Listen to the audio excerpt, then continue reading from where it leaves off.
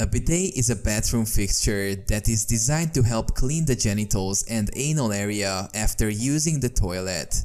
Bidets work by spraying a gentle stream of water onto the area, which helps to remove any remaining matter or bacteria.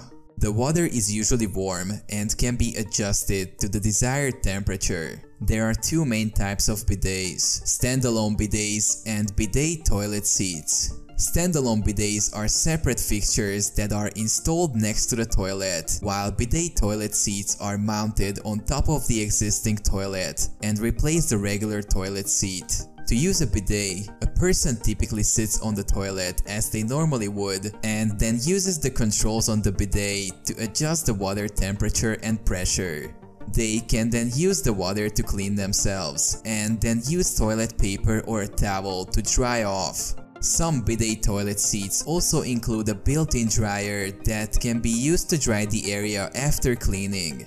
Bidets are popular in many parts of the world, particularly in Asia and Europe, but are less common in the United States. They are often seen as a more hygienic and environmentally friendly alternative to toilet paper.